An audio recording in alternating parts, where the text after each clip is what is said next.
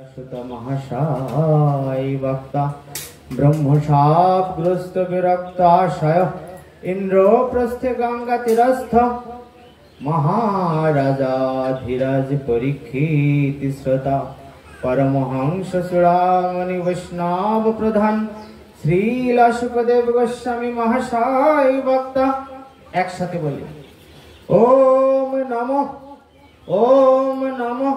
भगवते वासुदेवाय ओम नमो भगवते वासुदेवाय ओम नमो भगवते वासुदेवाय।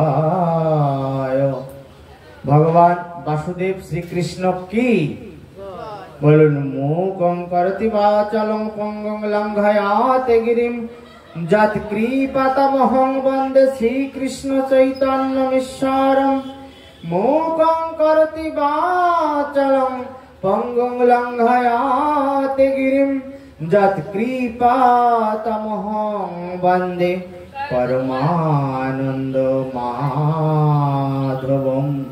भगवान श्री कृष्ण चैतन्य महाप्रभु की जोर जोरे बोलबेन भगवान परमानंद माधव श्री कृष्ण चंद्र की जय जय। श्री गुरु गौर प्रेमानंद निताय गौर सीतानाथ पितार्थे गौर हरि हरि बोल निताय गौर हरि बोल निताय गौर हरि हरि बोल।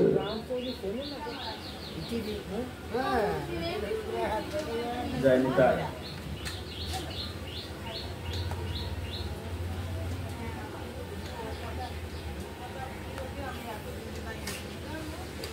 प्रथमे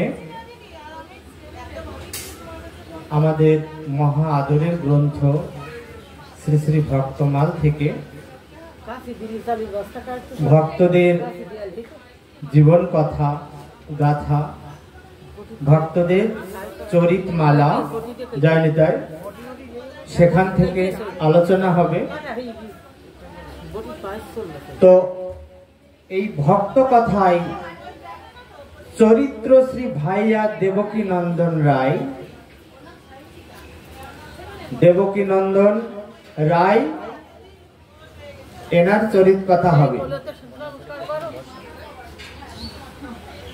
हरि बोल। तो देवकी नंदन नाम भाइया करिमानी निवास जालालपुर आड्ड महाधनी जालालपुर नामक जायगाय এই দেবকী নন্দন নামে যাকে আমরা ভাইয়া বলে মানি তিনি কিন্তু ওখানে অবতীর্ণ হয়েছিলেন জন্মেছিলেন। কাটোয়ার ফৌজদার নবাব সরকারে শক্তি উপাসক হয় ভজে বামাচারে। অর্থাৎ এই যে কাটোয়ার নবাবের ফৌজদার তো সেই জায়গায় উনি কাজ করতেন। তিনি শক্তির উপাসনা করেন আর বামাচারী অর্থাৎ বিপরীত আচরণকারী বেদ বিরোধী আচারে তিনি আচরিত সেইভাবে চলাফেরা করেন। তান্ত্রিকরা যেমন শক্তি পূজা করেন ওই রকম তিনি শক্তি পূজা করেন। এই ধরনের প্রকরণ বিশেষে ওই আচারে থাকেন ওই দেবকী নন্দন রায়। তো প্রথম সংসারে এক পুত্র জন্মিল। যখন প্রথম বিবাহ করলেন একটা পুত্র জন্মালো দেবকী নন্দনের। তারপর কি হলো পুত্রটি রহিল স্ত্রীর বিয়োগ হইল স্ত্রী মারা গেলেন। আচ্ছা যমুনার তীরে ঘর নিত্যানি যমুনা স্নান আদি করে সদা সন্ধ্যাদি বন্দনা। সমস্ত কিছু ওই যমুনার তীরবর্তী থেকে উনি করেন নির্বাহ করেন। হস্তি যে বৃহৎ এক বৃহৎ দশন একটা বড় হাতি তার অত্যন্ত বড় একটা দাঁত সেই দশন উপরে করি চৌকির আসন সেই দাঁতের উপরে একটা চৌকির আসন করলেন। জলে দাঁড় করাইয়া তাহাতে বসিয়া সেখানে জলে দাঁড় করালেন এবং তার উপরে বসে দেবী পূজা করে এক বড়াই করিয়া দেবী পূজা করে। জয় নিতাই। তো যখন ওই দেবী পূজা করেন, ওই জলের ভিতরে হাতির দাঁতের উপরে ওটা স্থাপন করে দেবী পূজা করেন। রক্ত চন্দনের ফোঁটা সর্বাঙ্গে লেপিয়া, রক্ত চন্দন সারা গায়ে লেপে সদা ভৈরবের প্রায় আকার হইয়া, ভৈরবের আকার হয়ে তিনি কিন্তু এই দেবী পূজা করেন। আচ্ছা, অর্থাৎ মহাভৈরবের ন্যায়। তো রক্ত চন্দনে জবা পুষ্প তাম্র শঙ্খে পূজায় বসিয়া করি দন্ত পরিজনকে। দ্বিতীয় বিবাহ কইল তার শুনো কথা, বিধির ঘটনা এক আশ্চর্য বারতা। তখন প্রথম স্ত্রী তো মারা গিয়েছে, আবার একটা বিবাহ করলেন। যখন বিবাহ করেছেন, ভাইয়ার স্বীকৃতি বহু পূর্বের আছিল, বহু আগের স্বীকৃতি না থাকলে এই দ্বিতীয় স্ত্রীটিকে তিনি পেতেন না। আচ্ছা, তো কিংবা হঠাৎ কোন সাধু কৃপা করিল, হঠাৎ করে কোন সাধু হয়তো তাকে কৃপা করেছে, না হলে এই স্বীকৃতির ফলে তার এমনটা ঘটতো না। বিবাহ করিল এক বৈষ্ণবের কন্যা। ভাবুন, যে দ্বিতীয় স্ত্রীটি একটা বৈষ্ণবের মেয়ে, যখন বৈষ্ণবের কন্যাকে বিবাহ করেছেন, বাপ ঘরে থাকি দীক্ষা করি হইল ধন্যা। তো সেই মেয়েটি বাবার ঘরে থেকে দীক্ষা নিয়েছেন, জানি চাই বাবার ঘরে থেকে দীক্ষা নিয়েছেন। মেয়েটি খুব ধন্যা, খুব স্বীকৃতি তার আছে এবং পরম বৈষ্ণবী সেই মেয়েটি। তো শ্রী আচার্য প্রভুর ঘরের হয় শিষ্য, আচার্য প্রভুর ঘরের শিষ্য সেই মেয়েটি, অর্থাৎ শিষ্যা। ভক্তিমতী জ্ঞানবান দৃঢ় সুরহস্য, লিখন পঠন জানে গ্রন্থের বিচার, সুন্দর ভকতি মতে বোধ অধিকার, সদাচার রত সাধু সঙ্গে অভিলাষ, সদায় শ্রীকৃষ্ণ চন্দ্রে মনের অভিলাষ। সবসময় ভগবান কৃষ্ণ চন্দ্রকে মন ছুপে দিয়েছেন। আচ্ছা, সেই মেয়েটি তো বিবাহের পরে যবে নববদ্ধাগমনে, নতুন বউ যখন সংসারে আসে স্বামীর ঘরে, যখন এসেছেন ব্যবহার মতো আইসে স্বামীর ভবনে। তো স্বামীর বাড়িতে যখন এসেছেন, আসিয়া দেখায় সব বিপর্যয় ভাব, অর্থাৎ ভালো নয়। বাবার বাড়ি যেমন আচরণ দেখেছেন বাবার, সেই আচরণে আচরিত এরা নয়, আলাদা জগতের মানুষ। তো তমগুণময় মাত্র প্রচন্ড স্বভাব। তমগুণ পশু পক্ষীর যে গুণ থাকে, সেটা তমগুণ সবচেয়ে নিকৃষ্ট গুণ। তো স্বভাবও খুব খারাপ। রক্ত চন্দন অঙ্গে জবা পুষ্পমাল, দুমদুম করে চলে দেখিতে করাল। তো দুমদাম করে চলে, খুব ভয়ঙ্কর দেখা যায়। আর রক্ত চন্দন সারা গায়ে লেপন করে থাকেন ওনার স্বামী। জবা পুষ্প আছে, তার মালা। তো কাটা ছেঁড়া মদ্য মাংস সদা ব্যবহার, মদ মাংস সবসময় খান বা ব্যবহার করেন। দেখুন আমাদের সমাজের অবস্থা, মদ আর মাংস।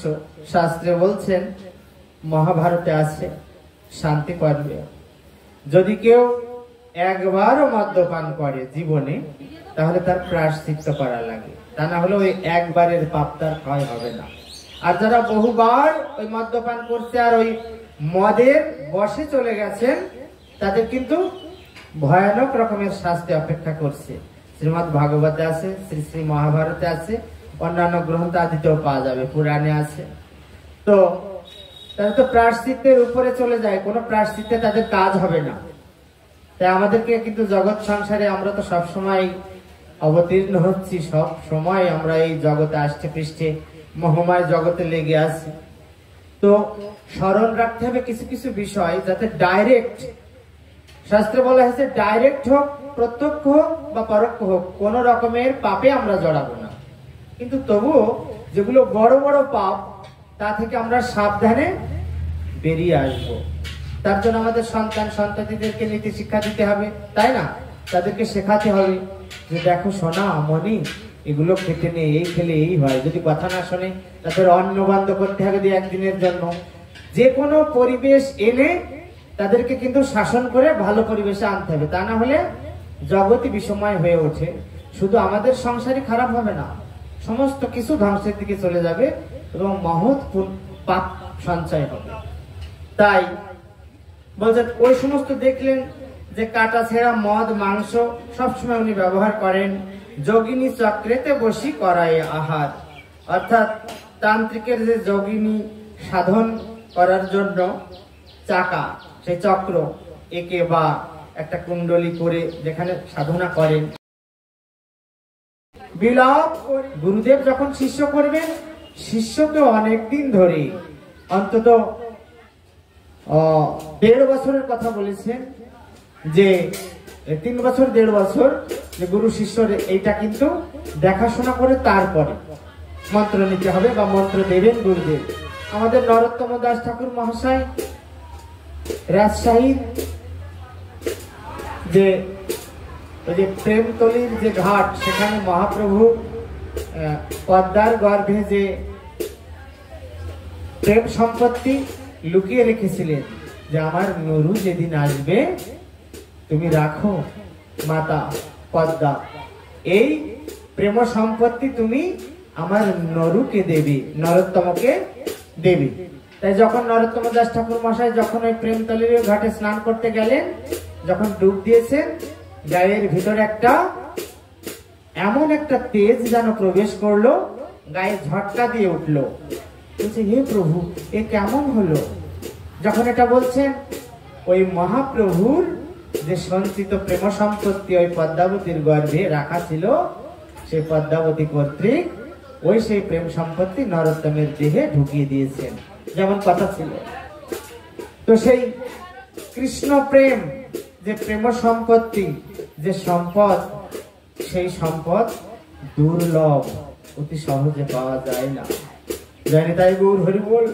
তখন ওই মেয়েটি ভাবছে, এই মনুষ্য জন্ম দুর্লভ জন্ম, আমি খুব সদ্গুরু পেয়েছিলাম, যেমন গুরু মানুষ আশা করে, পিতার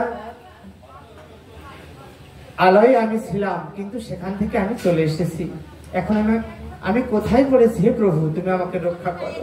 এখানে তো এরা কোনো আচরণই করে না। তো কৃষ্ণ ভক্তি নিধি পাবো সাধ কৈনুতিতে, আমার কর্মে শিরে হইল বজ্রাঘাতে।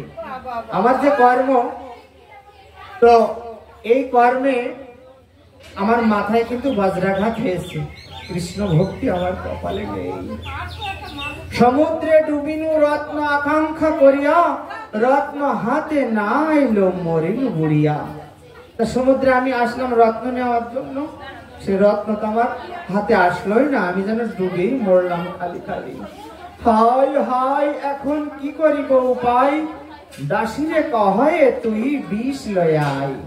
দাসী ছিল, তাকে বলছে তুই বিষ নিয়ে আয় আমার কাছে, তাহলে বিষ পান করে আমি দেহ ত্যাগ করি। কিংবা জলে প্রবেশিয়া ডুবিয়া মরিব। প্রথমে বলছেন বিষ পান করে আজি পরান্তে জীব, প্রাণটা দিয়ে দেব। কিংবা যদি তাতেও মৃত্যু না হয়, জলে প্রবেশে ডুবিয়া মরিব, ডুবে মরব। যখন এই কথা বলছেন, দাসী কান্দি কহে, কান্নাকাটি করে বলছেন, বিষ খাইয়া মরিবে, আত্মঘাতী হয়ে কেন নরকে যাইবে? তুমি আত্মহত্যা করে, জানো না আত্মহত্যা মহাপাপ, এদের গতি হয় না, প্রেত হয়ে থাকতে হয়, তা তুমি আত্মঘাতী হইও না। দাসীতে বলছেন, দেহ কহে সত্য বটে, কথা নিশ্চয়, সত্য কথাই তুই বলেছিস। আত্মঘাতীরে কৃষ্ণ না হন সদয়। তো যারা আত্মহত্যা করে, ভগবান শ্রীকৃষ্ণ তাদের উপরে সদয় হন না, দয়া থাকে না। তবে কি আমার গতি হইবে এখন, পলাইতে পথ নাহি, অবলা জনম। আমি তো অবলা নারী, আমি কোথায় পালিয়ে যাব? দেখুন আজকালকার সমাজে কত স্বাধীন স্বেচ্ছাচারী হয়েছে মেয়েরা, যে একটা ফোন কিনে দিলেই অঘটন ঘটিয়ে ফেলছে। পুরুষেরাও খারাপ হয়েছে, সমাজটাই খারাপ। তো এই যে এখনকার যুগ হলে এই কথা কি বলতো? তখন শাসন ছিল, ধর্মের প্রাবল্য ছিল, মা বাবার কথা শুনে চলতো, স্বামীর কথা শুনে স্ত্রী চলতো, এবং স্বামীও তেমন ছিলেন, স্ত্রীকে সহধর্মিনীর মর্যাদা দিতেন। মানে সোনাই সোহাগা এমন একটা পরিবেশ ছিল। কলির যত প্রবলতা তত কিন্তু খারাপ হচ্ছে, তাই আমাদেরকে কিন্তু কলির এই প্রবল গ্রাস থেকে সাবধান হতে হবে। খাবো না, আহার করা বাদ দেব, তাহলে আমার প্রাণ পাখি একদিন বহির্গত হবে। ননদ পুনঃ কহে, কি তোমার ইচ্ছা কহ তাই করি নহে। তুমি যা বলো সেটা। জল মোর এই দাসী যাইয়া আনিব, আমার জল এই দাসী এনে দেবে। না আমি যেন ডুবেই মরলাম খালি খালি। হায় হায় এখন কি করিব উপায়, দাসীরে কহে তুই বিষ লয়ে আয়। দাসী ছিল, তাকে বলছে তুই বিষ নিয়ে আয় আমার কাছে, তাহলে বিষ পান করে আমি দেহ ত্যাগ করি। কিংবা জলে প্রবেশিয়া ডুবিয়া মরিব। প্রথমে বলছেন বিষ পান করে আজি পরান্তে জীব, প্রাণটা দিয়ে দেব। কিংবা যদি তাতেও মৃত্যু না হয়, জলে প্রবেশে ডুবিয়া মরিব, ডুবে মরব। যখন এই কথা বলছেন, দাসী কান্দি কহে, কান্নাকাটি করে বলছেন বিষ খাইয়া মরিবে, আত্মঘাতী হয়ে কেন নরকে যাইবে। তুমি আত্মহত্যা করে জানো না আত্মহত্যা মহাপাপ, এদের গতি হয় না, প্রেত হয়ে থাকতে হয়, তা তুমি আত্মঘাতী হয়েও না। দাসীতে বলছেন, দেহ কহে সত্য বটে, কথা নিশ্চয় সত্য কথাই তুই বলেছিস। আত্মঘাতীরে কৃষ্ণ নাহন সদয়। তো যারা আত্মহত্যা করে ভগবান শ্রীকৃষ্ণ তাদের উপরে সদয় হন না, দয়া থাকে না। তবে কি আমার গতি হইবে এখন, পলাইতে পথ নাহি, অবলা জনম। আমি তো অবলা নারী, আমি কোথায় পালিয়ে যাব। দেখুন আজকালকার সমাজে কত স্বাধীন স্বেচ্ছাচারী হয়েছে মেয়েরা, যে একটা ফোন কিনে দিলেই অঘটন ঘটিয়ে ফেলছে। পুরুষেরাও খারাপ হয়েছে, সমাজটাই খারাপ। তো এই যে এখনকার যুগ হলে এই কথা কি বলতো? তখন শাসন ছিল, ধর্মের প্রাবল্য ছিল, মা বাবার কথা শুনে চলতো, স্বামীর কথা শুনে স্ত্রী চলতো, এবং স্বামীও তেমন ছিলেন, স্ত্রীকে সহধর্মিনীর মর্যাদা দিতেন। মানে সোনাই সোহাগা এমন একটা পরিবেশ ছিল। কলির যত প্রবলতা তত কিন্তু খারাপ হচ্ছে, তাই আমাদেরকে কিন্তু কলির এই প্রবল গ্রাস থেকে সাবধান হতে হবে। ধর্মের পথ আশ্রয় এসে ওই বউয়ের সঙ্গে আপন হস্তেতে পাক করিয়া খাইব, আমি নিজে হাতে রান্না করে খাবো। নহিলে না খাবো প্রাণ তেজিব নিশ্চয়, প্রাণপণ যাথে কইনু তাথে কারে ভয়। আমি প্রাণপণ করেছি, আমার প্রাণ ত্যাগ হয়ে যেতে পারে, কিন্তু আমার তো কিছুতে ভয় হওয়ার কথা নয়। এত শুনে ওই নারীগণ হাসিয়া হাসিয়া হাসিয়া কহয়, কেন গো ইহারা কিছু হাড়ি ডোম নয়।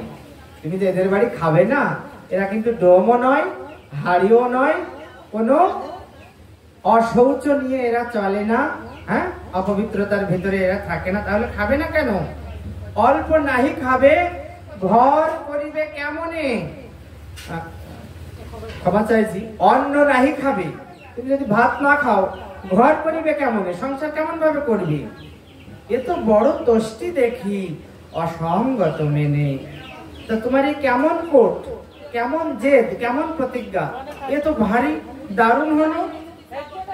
কেহ কহে ওগো উনি বৈষ্ণবের ঝি, উনি তো বৈষ্ণবের মেয়ে, না খাবে শাক্তের অন্ন, হ্যানই বাবুঝি।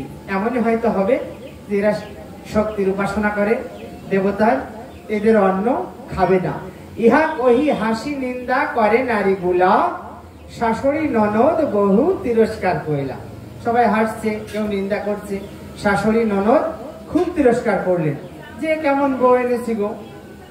তষ্টি কইল প্রাণত্যাগ সে হতো না ভালো, হাড়ি চালু আনি আদি আনি যথাযোগ্য দিল।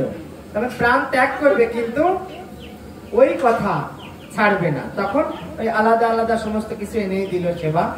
আচ্ছা, সপাক করিয়া অন্ন কৃষ্ণে নিবেদিয়া, নিজে নিজ হাতে অন্ন রান্না করে আগে ভগবানকে ভোগ লাগালেন। আমরা অনেকে বলি না, ও কি জানে কি সাধু, কারোর হাতেরটা খায় না, বড় ফোটানি, বলে না অনেকে।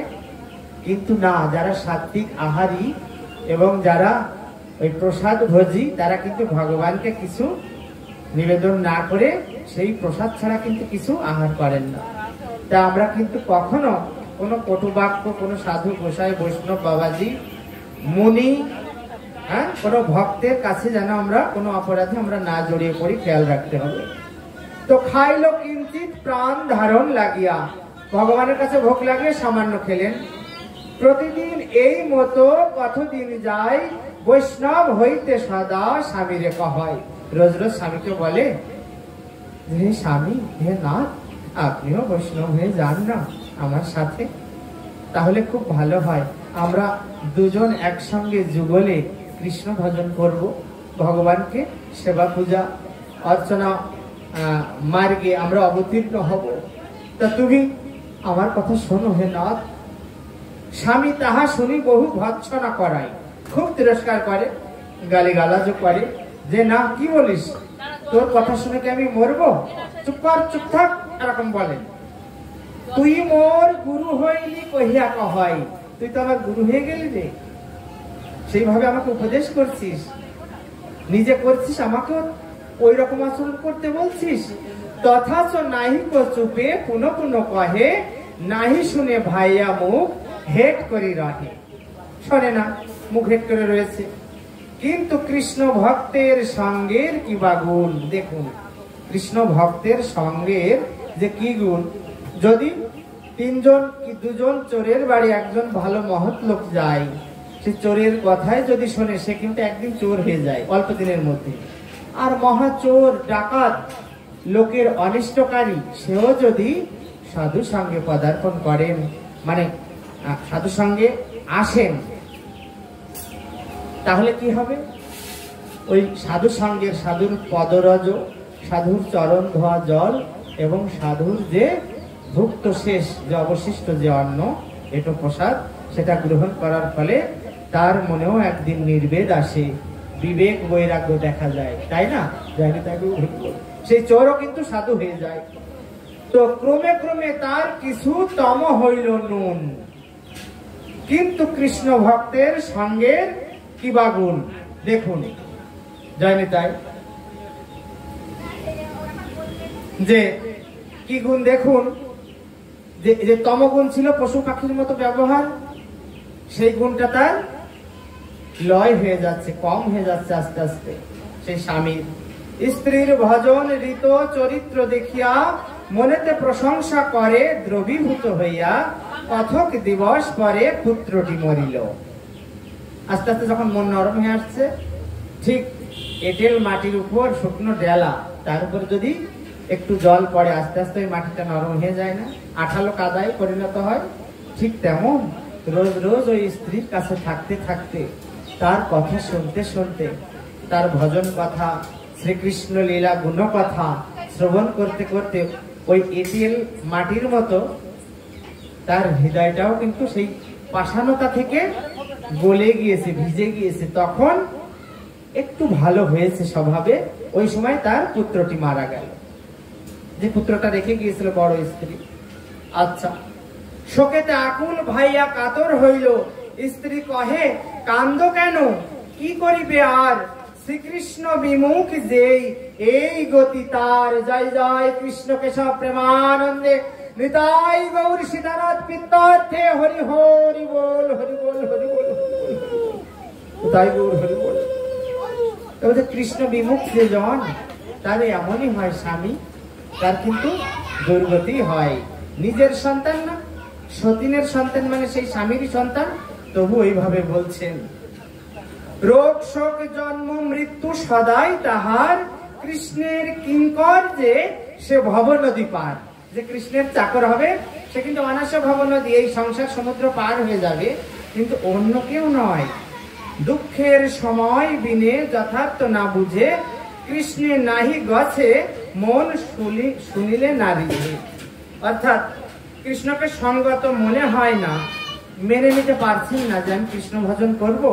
আবার কৃষ্ণ কথা শুনলেও ওই স্বামীর কিন্তু মন ধৃষ্ট হচ্ছে না, সন্তুষ্ট হচ্ছে না, মানে সন্তুষ্টি লাভ হচ্ছে। ফৌজদার নবাব সরকারে শক্তি উপাসক হয় ভজে বামাচারে। অর্থাৎ এই যে কাটোয়ার নবাবের ফৌজদার, তো সেই জায়গায় উনি কাজ করতেন।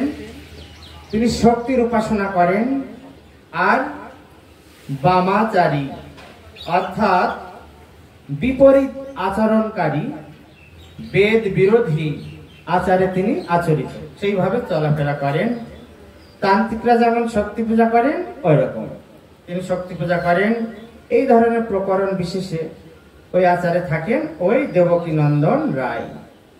তো প্রথম সংসারে এক পুত্র জন্মিল। যখন প্রথম বিবাহ করলেন একটা পুত্র জন্মালো দেবকী নন্দনের। তারপর কি হলো? পুত্রটি রহিল, স্ত্রীর বিয়োগ হইল, স্ত্রী মারা গেলেন।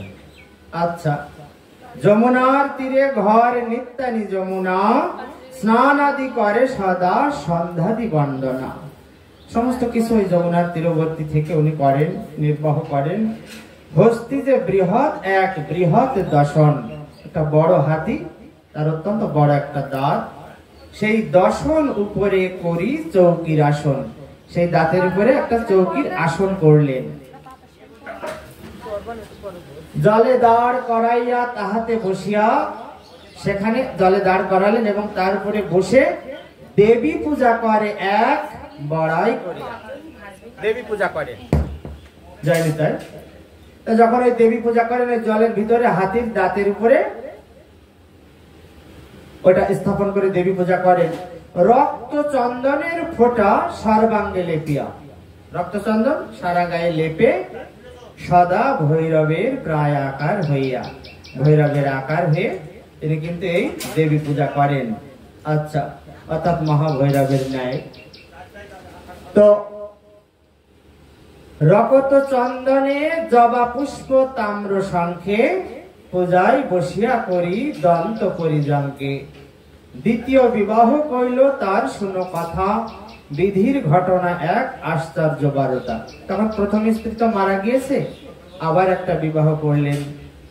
যখন বিবাহ করেছেন, ভাইয়ার স্বীকৃতি বহু পূর্বের আছিল, বহু আগের স্বীকৃতি না থাকলে এই দ্বিতীয় স্ত্রীটিকে তিনি পেতেন না। আচ্ছা, তো কিংবা হঠাৎ কোন সাধু কৃপা করিল, হঠাৎ করে কোন সাধু হয়তো তাকে কৃপা করেছে, না হলে এই স্বীকৃতির ফলে তার এমনটা ঘটতো না। বিবাহ করিল এক বৈষ্ণবের কন্যা। ভাবুন, দ্বিতীয় স্ত্রীটি একটা বৈষ্ণবের মেয়ে। যখন বৈষ্ণবের কন্যাকে বিবাহ করেছেন, বাপ ঘরে থাকি দীক্ষা করি হইল ধন্যা। তো সেই মেয়েটি বাবার ঘরে থেকে দীক্ষা নিয়েছেন, জানি চাই বাবার ঘরে থেকে দীক্ষা নিয়েছেন। মেয়েটি খুব ধন্যা, খুব স্বীকৃতি তার আছে এবং পরম বৈষ্ণবী সেই মেয়েটি। তো শ্রী আচার্য প্রভুর ঘরের হয় শিষ্য, আচার্য প্রভুর ঘরের শিষ্য সেই মেয়েটি, অর্থাৎ শিষ্যা।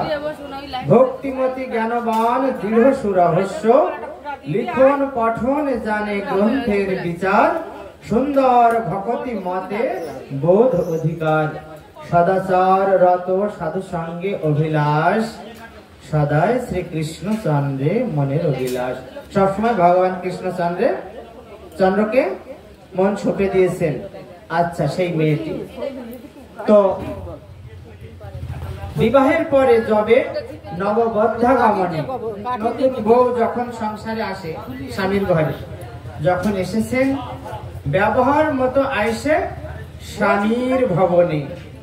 তো স্বামীর বাড়িতে যখন এসেছেন, আসিয়া দেখায় সব বিপর্যয় ভাব, অর্থাৎ ভালো নয়। বাবার বাড়ি যেমন আচরণ দেখেছেন বাবার, সেই আচরণে আচরিত এরা নয়, আলাদা জগতের মানুষ। তো তমগুণময় মাত্র প্রচন্ড স্বভাব। তমগুণ পশু পক্ষীর যে গুণ থাকে সেটা তমগুণ সবচেয়ে নিকৃষ্ট গুণ। তো স্বভাবও খুব খারাপ। রকত চন্দন অঙ্গে জবা পুষ্পমাল, দুমদুম করে চলে দেখিতে করাল। তো দুমদাম করে চলে, খুব ভয়ঙ্কর দেখা যায়। আর রক্ত চন্দন সারা গায়ে লেপন করে থাকেন ওনার স্বামী। জবা পুষ্প আছে, তার মালা। তো কাটা ছেঁড়া মদ্য মাংস সদা ব্যবহার। মদ মাংস সবসময় খান বা ব্যবহার করেন। দেখুন আমাদের সমাজের অবস্থা। মদ আর মাংস শাস্ত্রে বলছেন, মহাভারতে আছে শান্তি পর্বে, যদি কেউ একবারও মদ্যপান করে জীবনে তাহলে তার প্রায়শ্চিত্ত করা লাগে, তা না হলে ওই একবারের পাপ তার ক্ষয় হবে না। আর যারা বহুবার ওই মদ্যপান করছে আর ওই মদের বশে চলে গেছেন, তাদের কিন্তু ভয়ানক রকমের শাস্তি অপেক্ষা করছে। শ্রীমদ্ ভাগবতে আছে, শ্রী শ্রী মহাভারতে আছে, অন্যান্য গ্রন্থ আদিতেও পাওয়া যাবে, পুরাণে আছে। তো তারা তো প্রায়শ্চিত্তের উপরে চলে যায়, কোনো প্রায়শ্চিত্তে তাদের কাজ হবে না। তাই আমাদেরকে কিন্তু জগৎ সংসারে আমরা তো সব সময় অবতীর্ণ হচ্ছি, সব সময় আমরা এই জগতে আসছে পৃষ্ঠে মহামায় জগতে লেগে আছি। তো স্মরণ রাখতে হবে কিছু কিছু বিষয়, যাতে ডাইরেক্ট, শাস্ত্রে বলা হয়েছে ডাইরেক্ট হোক, প্রত্যক্ষ হোক বা পরোক্ষ হোক, কোন রকমের পাপে আমরা জড়াবো না। কিন্তু তবুও যেগুলো বড় বড় পাপ, তা থেকে আমরা সাবধানে বেরিয়ে আসবো। তার জন্য আমাদের সন্তান সন্ততিদেরকে নীতি শিক্ষা দিতে হবে, তাই না? তাদেরকে শেখাতে হবে যে দেখো সোনা মনি, এগুলো খেতে নেই, এই খেলে এই হয়। যদি কথা না শোনে তাদের অন্ন বন্ধ করতে হবে দু একদিনের জন্য। যে কোনো পরিবেশ এনে তাদেরকে কিন্তু শাসন করে ভালো পরিবেশে আনতে হবে, তা না হলে জগৎই বিষময় হয়ে ওঠে। শুধু আমাদের সংসারই খারাপ হবে না, সমস্ত কিছু ধ্বংসের দিকে চলে যাবে এবং মহৎ পাপ সঞ্চয় হবে। তাই বলছেন ওই সমস্ত দেখলেন যে কাটা ছেঁড়া মদ মাংস সবসময় উনি ব্যবহার করেন। যোগিনী চক্রেতে এ সঙ্গে ভজনেতে কভু না রহিব। ইনি যে এই যে বামাচারী, বেদ বিরোধী আচরণ করেন এবং শক্তির উপাসক, এর কাছে আমি কিভাবে জীবন কাটাবো? আমি এখানে থাকতে পারবো না। কৃষ্ণ ভক্তি হেন ধন হঠাৎ হারাবো। ভগবান শ্রীকৃষ্ণের প্রতি যে কৃষ্ণ ভক্তি জন্মায় ভক্তের হৃদয়ে, সেই কৃষ্ণ ভক্তি ধন জানি প্রভু আমার তো সঞ্চয় হয়নি, তবুও যতটুকু মন আছে সেই ভক্তি ধনের দিকে পৌঁছানোর জন্য সব তো আমি হারাবো। তুমি আমায় কৃপা করো। মনুষ্য হেন যে জন্ম দুর্লভ পাইয়ে, সৎ গুরু চরণ পাইনু পিতার আশ্রয়ে। যখন আমি পিতৃলয়ে ছিলাম সেই সময় আমি কিন্তু সদ্গুরু পেয়েছিলাম। শাস্ত্রে বলেছেন দেখুন, সব সময় অনেক সময় ধরে গুরু নির্বাচন করতে হবে। প্রথম যখন আমরা দীক্ষা নিই, গুরু আগে বাঁচতে হবে। এই গুরুর ব্যবহার কেমন, সচ্চরিত্র কিনা, তারপর সমস্ত প্রকার ভগবানের সাধন ভজন অর্চন মার্গে ইনি পূর্ণ জ্ঞান প্রাপ্ত কিনা আমাদের কিন্তু জানতে হবে। যখন তখন যার কাছ থেকে দীক্ষা নিয়ে নিলে কিন্তু আমাদের হবে না। এবং গুরুদেব যখন শিষ্য করবেন, শিষ্যকে অনেকদিন ধরে, অন্তত 1.5 বছরের কথা বলেছেন, যে 3 বছর 1.5 বছর যে গুরু শিষ্যর এইটা কিন্তু দেখাশোনা করে তারপরে মন্ত্র নিতে হবে বা মন্ত্র দেবেন গুরুদেব। আমাদের নরোত্তম দাস ঠাকুর মহাশয় রাজশাহীর যে ওই যে প্রেমতলির যে ঘাট, সেখানে মহাপ্রভু পদ্মার গর্ভে যে প্রেম সম্পত্তি লুকিয়ে রেখেছিলেন, যে আমার নরু যেদিন আসবে তুমি রাখো মাতা পদ্মা, এই প্রেম সম্পত্তি তুমি আমার নরুকে দেবে, নরোত্তমকে দেবে। তাই যখন নরোত্তম দাস ঠাকুর মশাই যখন ওই প্রেমতলির ঘাটে স্নান করতে গেলেন, যখন ডুব দিয়েছেন, গায়ের ভিতরে একটা এমন একটা তেজ যেন প্রবেশ করলো, গায়ে ঝটকা দিয়ে উঠলো। বলছে হে প্রভু এ কেমন হলো? যখন এটা বলছেন, ওই মহাপ্রভুর যে সঞ্চিত প্রেম সম্পত্তি ওই পদ্মাবতীর গর্ভে রাখা ছিল, সেই পদ্মাবতী কর্তৃক ওই সেই প্রেম সম্পত্তি নরোত্তমের দেহে ঢুকিয়ে দিয়েছেন, যেমন কথা ছিল। তো সেই কৃষ্ণ প্রেম যে প্রেম সম্পত্তি, যে সম্পদ, সেই সম্পদ দুর্লভ, অতি সহজে পাওয়া যায় না। জানি তাই গৌর হরি বল। তখন ওই মেয়েটি ভাবছে এই মনুষ্য জন্ম দুর্লভ জন্ম, আমি খুব সদ্গুরু পেয়েছিলাম, যেমন গুরু মানুষ আশা করে, পিতার আলোয় আমি ছিলাম, কিন্তু সেখান থেকে আমি চলে এসেছি। এখন আমি কোথায় পড়েছি? হে প্রভু তুমি আমাকে রক্ষা করো। এখানে তো এরা কোনো আচরণই করে না। তো কৃষ্ণ ভক্তি নিধি পাবো সাধ কৈনুতিতে, আমার কর্মে শিরে হইল বজ্রাঘাতে। আমার যে কর্ম, তো এই কর্মে আমার মাথায় কিন্তু, তাহলে বিষ পান করে আমি দেহ ত্যাগ করি, কিংবা জলে প্রবেশিয়া ডুবিয়া মরিব। প্রথমে বলছেন বিষ পান করে আজি পরান্তে জীব, প্রাণটা দিয়ে দেব, কিংবা যদি তাতেও মৃত্যু না হয় জলে প্রবেশে ডুবিয়া মরিব, ডুবে মরব। যখন এই কথা বলছেন, দাসী কান্দি কহে, কান্নাকাটি করে বলছেন বিষ খাইয়া মরিবে, আত্মঘাতী হয়ে কেন নরকে যাইবে? তুমি আত্মহত্যা করে জানো না আত্মহত্যা মহাপাপ, এদের গতি হয় না, প্রেত হয়ে থাকতে হয়, তা তুমি আত্মঘাতী হয়েও না। দাসীতে বলছেন, দেহ কহে সত্য বটে, কথা নিশ্চয়, সত্য কথাই তুই বলেছিস, আত্মঘাতীরে কৃষ্ণ না হন সদয়। যারা আত্মহত্যা করেন ভগবান শ্রীকৃষ্ণ তাদের উপরে সদয় হন না, দয়া থাকে না। তবে কি আমার গতি হইবে এখন, পলাইতে পথ নাহি, অবলা জনম, আমি তো অবলা নারী, আমি কোথায় পালিয়ে যাব? দেখুন আজকালকার সমাজে কত স্বাধীন স্বেচ্ছাচারী হয়েছে মেয়েরা, যে একটা ফোন কিনে দিলেই অঘটন ঘটিয়ে ফেলছে। পুরুষেরাও খারাপ হয়েছে, সমাজটাই খারাপ। তো এই যে এখনকার যুগ হলে এই কথা কি বলতো? তখন শাসন ছিল, ধর্মের প্রাবল্য ছিল, মা বাবার কথা শুনে চলতো, স্বামীর কথা শুনে স্ত্রী চলতো, এবং স্বামীও তেমন ছিলেন, স্ত্রীকে সহধর্মিনীর মর্যাদা দিতেন, মানে সোনায় সোহাগা এমন একটা পরিবেশ ছিল। কলির যত প্রবলতা তত কিন্তু খারাপ হচ্ছে, তাই আমাদেরকে কিন্তু কলির এই প্রবল গ্রাস থেকে সাবধান হতে হবে, ধর্মের পথ আশ্রয় করতে হবে। আর না কইল, কিছু খেলেন না। তবে তার শাশুড়ি ননদ পুনঃ কহে, কি তোমার ইচ্ছা কহ, নহিলে না খাবো প্রাণ তেজিব নিশ্চয়, প্রাণপণ যাথে কইনু তাথে কারে ভয়। আমি প্রাণপণ করেছি, আমার প্রাণ ত্যাগ হয়ে যেতে পারে, কিন্তু আমার তো কিছুতে ভয় হওয়ার কথা নয়। এত শুনে ওই নারীগণ হাসিয়া হাসিয়া হাসিয়া কহয়, কেন গো ইহারা কিছু হাড়ি ডোম নয়। তুমি যে এদের বাড়ি খাবে না, এরা কিন্তু ডোমও নয়, হাড়িও নয়, কোনো অশৌচ নিয়ে এরা চলে না, হ্যাঁ, অপবিত্রতার ভিতরে এরা থাকে না, তাহলে খাবে না কেন? অল্প নাহি খাবে, ঘর করিবে কেমনে? ক্ষমা চাইছি, অন্ন নাহি খাবে, তুমি যদি ভাত না খাও ঘর করিবে কেমনে, সংসার কেমন ভাবে করবে? এ তো বড় তোষ্টি দেখি, অসঙ্গত মেনে।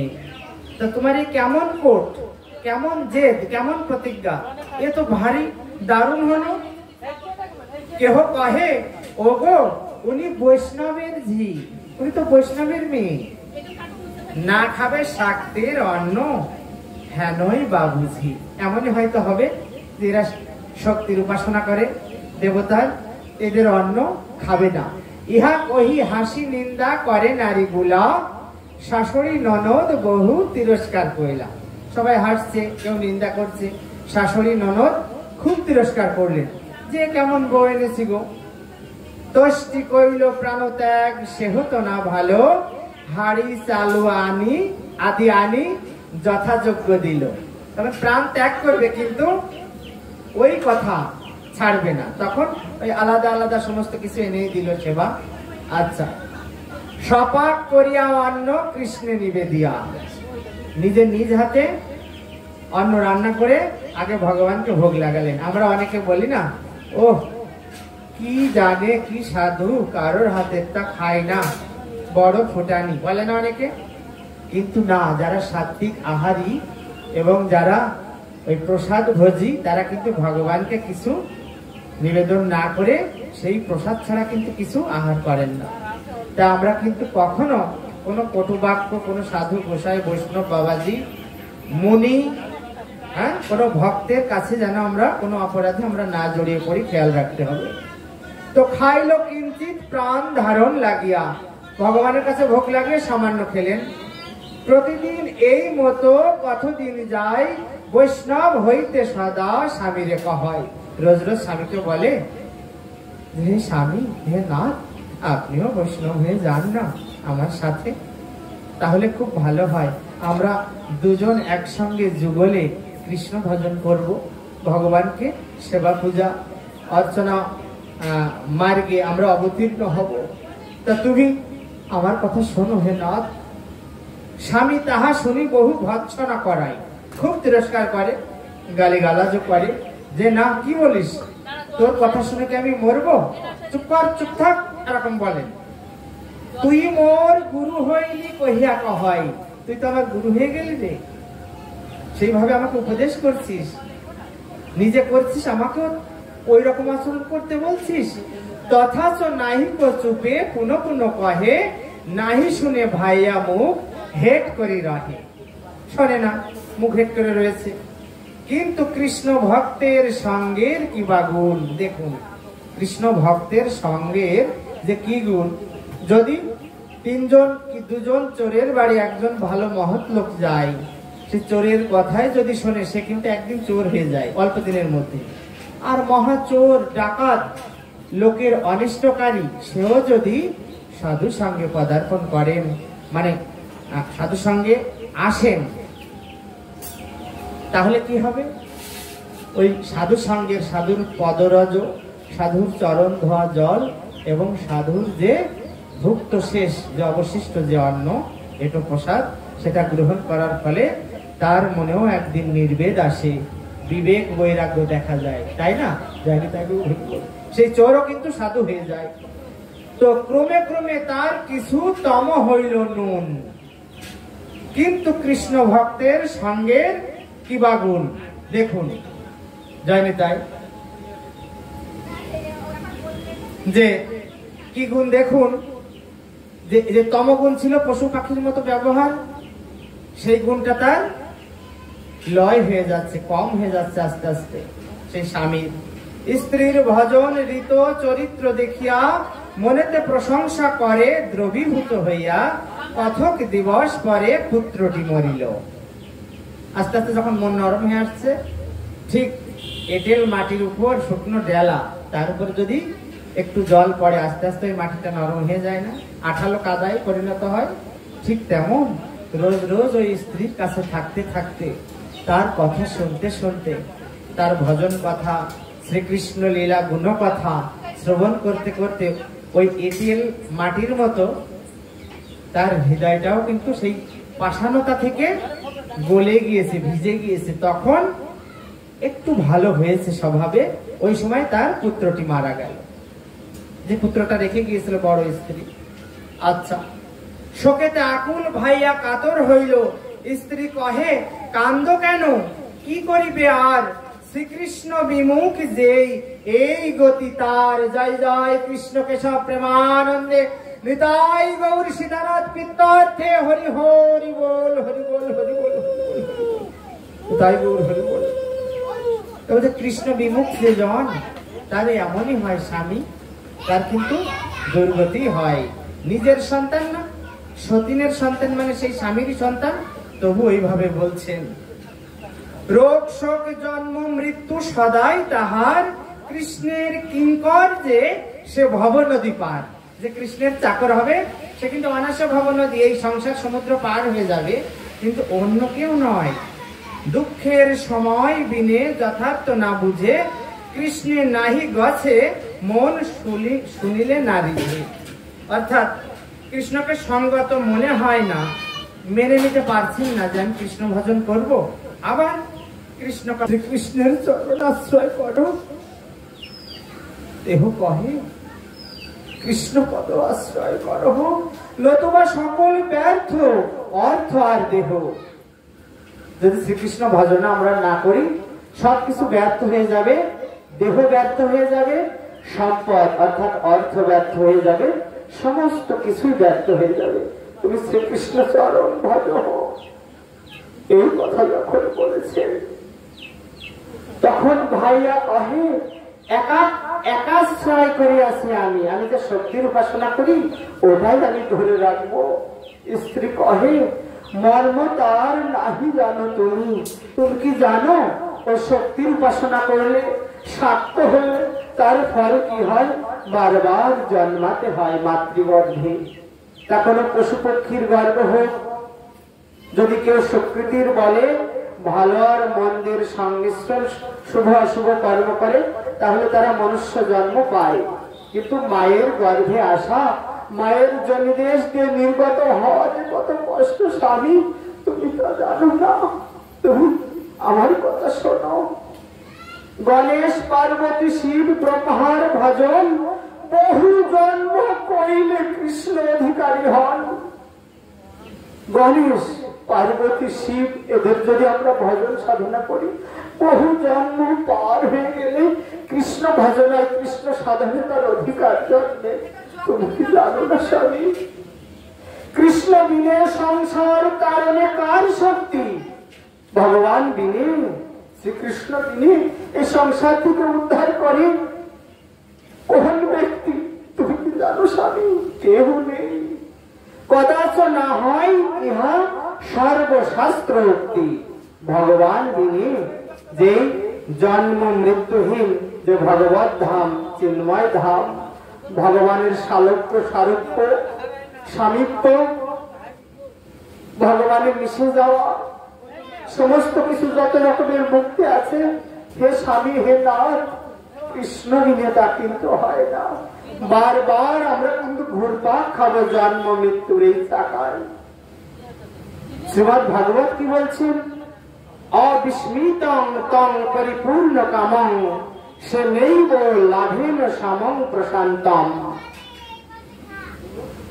বিলোপ সর্বত্র পরং হি বালিচ গঙ্গালে লাঙ্গুলে নাতি তিতর্তি সিন্ধুম। এর অর্থ হচ্ছে সংসার সমুদ্র উত্তীর্ণ হওয়ার জন্য, পার করে যাওয়ার জন্য ঈশ্বরের শরণাপন্ন হওয়াই বিজ্ঞের কাজ, অর্থাৎ বুদ্ধিমানের কাজ। জয় তাই গুরু হরি বল।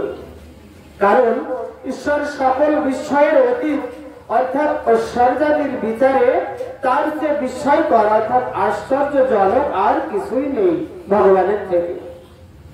তিনি নিজ লাভে পরিপূর্ণ কাম অর্থাৎ ঐশ্বর্যাদির প্রভুত্বে তার তুল্য পরিপূর্ণতা আর কিছুতে নেই। ভগবানের রূপে তার সাথে তুলনা করা, তার মতো পরিপূর্ণ আর কোন দ্বিতীয় বস্তু এই ব্রহ্মাণ্ডে, বিশ্ব ব্রহ্মাণ্ডে নেই। ভগবান সৃষ্ট যত লোক সেখানে আর নেই ভগবানের সমান কেউ। তো তিনি সমভাবাপন্ন অর্থাৎ তুল্য প্রাকৃতিক সম্পন্ন বা সুখ দুঃখের অতীত, তাই এবং সকল প্রশান্তির আশ্রয়। ভগবানের কাছে গেলে তার লোকেও যদি প্রবেশ করি, ভগবানের সুমধুর বাণী শ্রবণ করলেও আমাদের দেহ মনে প্রশান্তি আসে। তাই বলছেন এখানে ঈশ্বরকে ছেড়ে যে অপরকে অবলম্বন করে তার প্রচেষ্টা কুকুরের লেজ ধরে সাগর পার হওয়ার মতো। সেই ভগবানকে বাদ দিয়ে যদি আমরা কাউকে ধরে অন্য কিছুর আশ্রয় নিয়ে আমরা এই ভবসাগর থেকে উদ্ধার হওয়ার চেষ্টা করি, তাহলে ভাবতে হবে কুকুরের লেজ ধরে পার হওয়ার মতো। কি পার হওয়ার মতো? সাগর পার হওয়ার মতো। কুকুরের লেজ ধরে কি সাগর পার হওয়া যায়? কখনোই নয়। আমরা বুঝি না, তাই ভাবি এতে এই হয়, ওতে ওই হয়, কিন্তু সমগ্র শাস্ত্র ফুকারিয়া কহিছে, উচ্চস্বরে বলছেন যে ভগবান বিনা সেই নন্দনন্দন যশোদানন্দন যিনি এবার হলেন, বলছেন নন্দসুত বলি যারে ভাগবতে গাই, সেই কৃষ্ণ অবতীর্ণ চৈতন্য গোসাই। আমাদের কলিতে জগন্নাথ মিশ্রের আলোয়ে শশী মাতার গর্ভে সমুদ্রের মতো, অমৃতের সমুদ্রের মতো যে গর্ভ, না হলে ভগবানকে ধারণ করা যায়, সেই গর্ভে শশী মাতা ধারণ করলেন চৈতন্য চন্দ্রকে, নিমাইকে, আমাদের শ্রীমান মহাপ্রভু গৌর সুন্দরকে। তাই এই সেই যশোদা নন্দন যেই শশীসুত হইল, সেই যশোদার পুত্র যেখানে লালিত পালিত হয়েছেন, যশোদারে কিন্তু বেশি সৌভাগ্য, তাই না?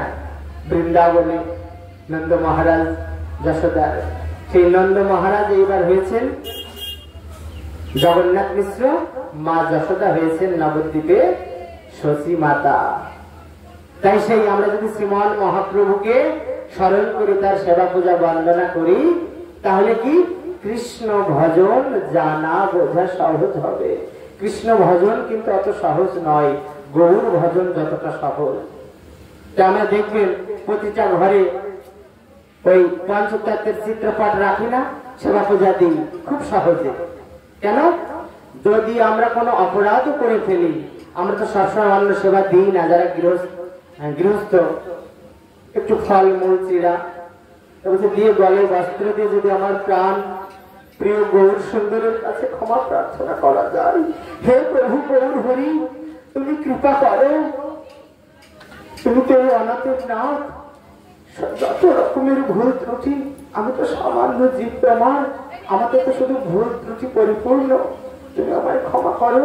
আর আমি যা দিয়েছি তুমি নিজের গুণে কৃপা করে গ্রহণ করে, ক্ষমা করে, কৃপা করে গ্রহণ করে, এই তোমার সামনে উপবিষ্ট এই সংসারে শুধু আমি নয়, আরো যত জীব, তাদের মনে প্রাণে শান্তি দাও, শান্তি দাও প্রভু, সকল পাপ থেকে মুক্ত করো প্রভু। এটা কিন্তু আমাদের চা পাওয়া উচিত সকলের, তাহলে কিন্তু ক্ষমা পাওয়া সহজ হবে।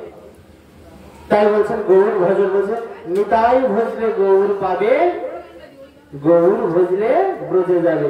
ভজ ভজ আমার নিতাই ভজ, নিতাই ভজলে গৌর পাবে, গৌর ভজে ব্রজে যাবে। কীর্তনে গায় না? কেন? নবদ্বীপ ভজন সবচেয়ে সহজ, জানি তাই গৌর হরি বল। তো এই যখন অবস্থা লীলায় আসি, ওই ভাইয়া মনে মনে ভাবছেন যে কি করা যায়, স্ত্রী কি বলছে। তখন স্ত্রী বলছেন, অতএব হরিভজ সর্বসিদ্ধি হবে। ভগবানকে যদি ডাইরেক্ট ভজনা করা হয়, সমস্ত কিছু তোমার মিলবে, দেবীর তাহাতে অতি সন্তোষ হইবে।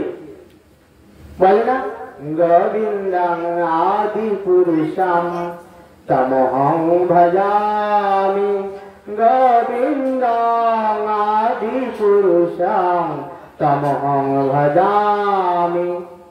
গায় না লীলা কীর্তনে পদাবলিতে? তখন এই যে গোবিন্দ জানি তাই, জয় গৌর হরি, জয় রাধা রমন।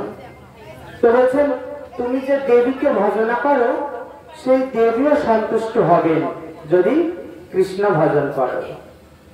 স্ত্রী বলেন, ভাইয়া কহে ভালো, তবে বিচার করিয়া কর্তব্য যে হয় তাহা করিব বুঝিয়া। ভালো করে ভেবে দেখি, যা কর্তব্য আমি করব। স্ত্রী কহে, তবে যদি করহ বিচার, ব্রাহ্মণ পণ্ডিত স্থানে না পাইবে সার। গোসাই মাহান্ত আর শাস্ত্রজ্ঞ বৈষ্ণব লইয়া বিচার, বিচারও পাবে সিদ্ধান্ত আসব। বলছে ব্রাহ্মণ পণ্ডিতের কাছে গিয়ে যদি এর সিদ্ধান্ত বিচার করতে চাও, তাহলে কিন্তু বিচার পাবে না তুমি। তাহলে কি করতে হবে? গোসাই যারা আছে, মহন্ত যারা আছে, শাস্ত্র জানা যারা বৈষ্ণব আছেন, তাদের কাছে যাও তুমি। তারপরে এই বিচার নিয়ে গেলে সিদ্ধান্ত তুমি একটা পেয়ে যাবে কাকে বুঝতে হবে। তবে তো ভাইয়া গোসাই মহন্ত লইয়া বিচার করিল বহু আগ্রহ করিয়া।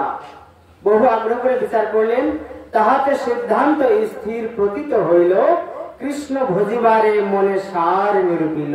যখন সাধুগুরু বৈষ্ণবের সঙ্গে বিচারে বসলেন, সবার সিদ্ধান্ত এক হলো যে কৃষ্ণ ভজনা করাই উত্তম। তখন পরিবার হইল শ্রীমান আচার্য প্রভুর, আশ্রয় করিল মালিহাটির ঠাকুর। মালিহাটির ঠাকুরকে আশ্রয় করলেন শ্রীমান আচার্য প্রভু। আপনার পরিজন যে কেহ আছিল, সকল শহীদ হরি আশ্রয় করিল। যারা আপনার পরিজন আপন যা কিছু ছিলেন, সবার সাথে সবাইকে নিয়েই সেই গুরুদেবের কাছে আশ্রয় নিলেন।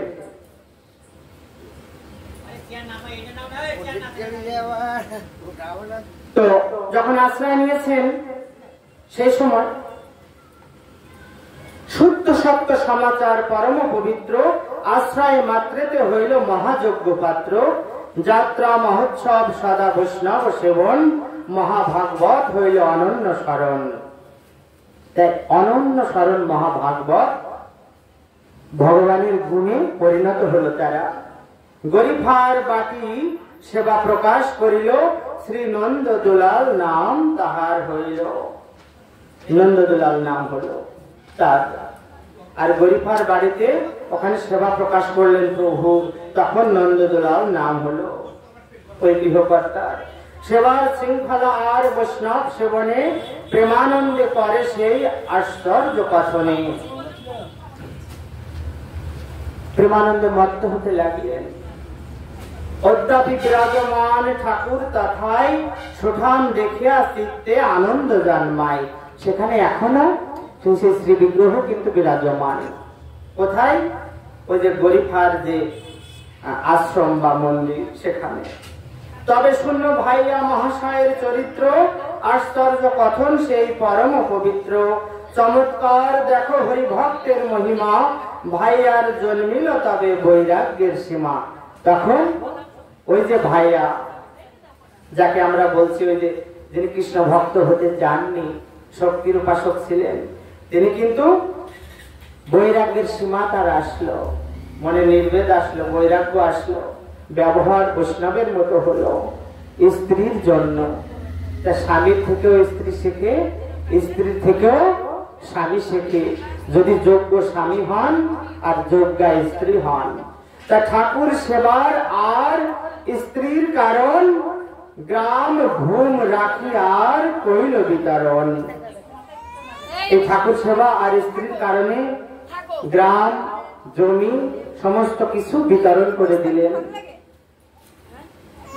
দৌলত লুটাইয়া দিয়া ব্রাহ্মণ বৈষ্ণবে যত সম্পদ ছিল ওই ভাইয়ার, দেবকী নন্দন তার নাম, ভাইয়া বলে যাকে বলা হচ্ছে, তিনি সমস্ত বৈষ্ণবকে দান করলেন। তার সহায় সম্পত্তি সমস্ত কিছু ব্রাহ্মণ বৈষ্ণবকে দিলেন।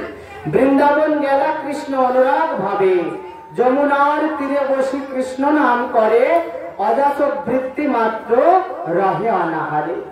কারো কাছ থেকে কিছু না চেয়ে উনি কিন্তু অযাচক বৃত্তি গ্রহণ করলেন।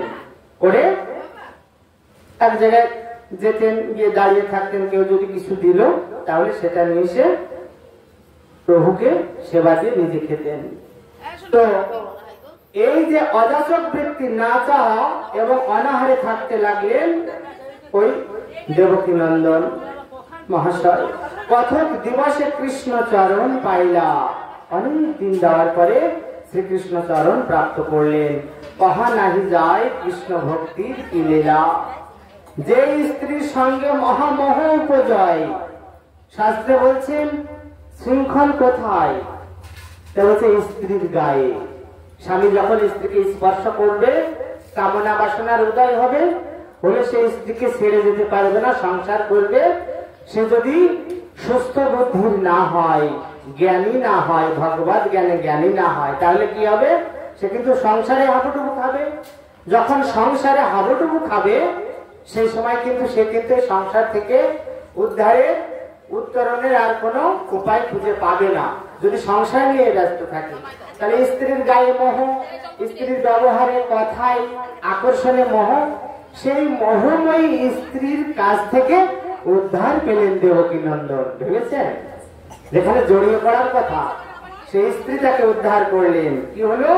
তাই শাস্ত্র বলছেন যে স্ত্রীর সঙ্গে মহামোহ উপজয়, সেই স্ত্রী হইতে হইল ভক্তির উদয়। জয় জয় কৃষ্ণ কেশব প্রেমানন্দে মহিষী নারী ভক্তিমতী নারী প্রেমানন্দে গৌর হরি হরি বল। জয় গৌর হরি হরি বল। তো ভাগবত হইল কৃষ্ণময়, হইল হিয়া। তখন মহাভাগবত হলেন হিয়া, অর্থাৎ মন কৃষ্ণময় হয়ে গেল। সেই সময় কি তিনি ভক্ত হয়ে গেলেন সে দেবকী নন্দন। তো এমত অবস্থায় সেই ঠাকুরানীর গুণ কতক কহিব, এই লালদাস মহাশয় বলছেন ভক্তমাল গ্রন্থে, সেই মহিষী নারীর গুণ কত বলবো, কহিতে তাহার গুণ সীমা না হইব। আমি তো তার গুণ বলতে কোন সীমা পরিসীমা পাবো না। বহুকাল প্রকট থাকিয়া বৃদ্ধ হইল দিবানিশি শ্রী গৌরাঙ্গ জিহ্বাই বর্তিল। শ্রী গৌরাঙ্গ জয় শ্রী গৌরাঙ্গ জয় শ্রী গৌরাঙ্গ জয় শ্রী গৌরাঙ্গ শ্রীহরি জয় শ্রীমান মহাপ্রভু গৌর সুন্দর জয় নিত্যানন্দ প্রভু জয় পাঞ্চতত্ত্ব জয় রাধা গোবিন্দ। ভাবুন দিবানিশি, রাতের বেলা দিনের বেলা সবসময় জিহ্বাই যেন প্রবেশ করেছেন কে? আমার গৌরাঙ্গ সুন্দর। সবসময় মুখ দিয়ে গৌর কথা কৃষ্ণ কথাই বের হয়। তার আছে আখে প্রেম ধারা বহে গঙ্গা স্রোতের ন্যায়, চোখে গঙ্গার ধারার না ন্যায় মতো স্রোত ধারা বয়ে চলে। দুটি আখি বাহি দিবা রজনী বহয় অপ্রকট সময়ে শ্রী গৌরাঙ্গ বলিয়া।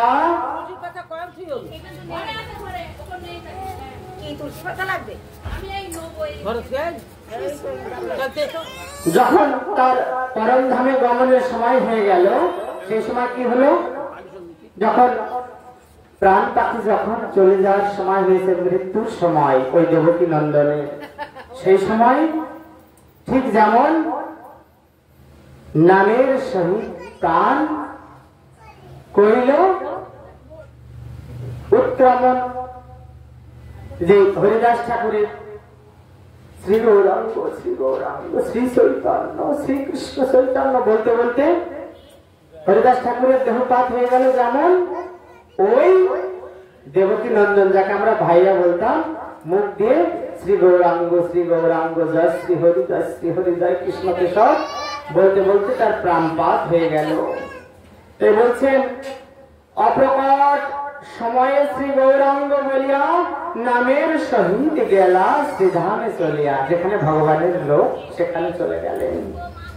তাহার চরণে যদি শরণ লইতে কোন জন্মে প্রভু পায় কোন ভাগ্য হইতে, তবে এই সংসারের যাতনায় রায় পরম রতন কৃষ্ণ প্রেম ভক্তি পায়। যদি আমরা কোন জন্মে কোন সময় কোন ভাগ্য থেকে এরকম কৃষ্ণ ভক্তি আমাদের জন্মায়, তবে এই সংসারের যাতনা আমরা এড়াতে পারবো, তাছাড়া কিন্তু পারবো না, বারবারই কিন্তু ফিরে আসতে হবে। তাহা দোহার চরণ সেবন অনুরাগে অনুক্ষণ লাল দাস অভাবিয়া মাগে। জয় জয় ভক্তমালের অমৃত কথা প্রেম কথা অমৃতাস্বাদ প্রেমানন্দে। নিতাই গৌর হরি হরি বল, নিতাই গৌর হরি হরি বল, নিতাই গৌর হরি হরি।